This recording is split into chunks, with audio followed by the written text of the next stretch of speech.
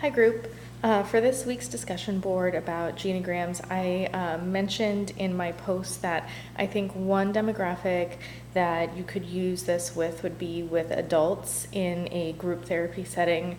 I really think that having a group of people to kind of reflect on this type of information could be really helpful because you're getting a lot of different perspectives from a lot of different people who have different types of relationships. I think that being able to bounce ideas off of somebody else is always a really helpful thing and kind of brings about maybe some points that you hadn't personally thought about, or someone could ask you a question and you really didn't think about. Maybe that's why you're having a certain type of dynamic in your relationship.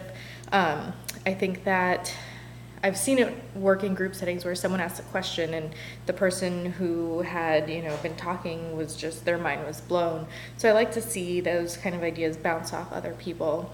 The way that I would explain this in a group setting would be to introduce the activity, ask if anybody had participated in creating a genogram previously, talking about a genogram, what does it mean, what does family mean, and maybe letting people in the group bounce some ideas back and forth. Maybe family isn't biological, maybe people don't have any biological family because of death or by choice, and just kind of throw those ideas out there.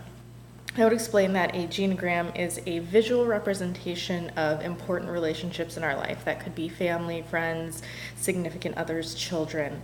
And I would show them a physical diagram and say, this is where you can put these relationships in here. You can create a key in different shapes, and these are what these shapes could mean. Circles could be good relationships, squares could be difficult relationships, dotted lines, straight lines could mean different things.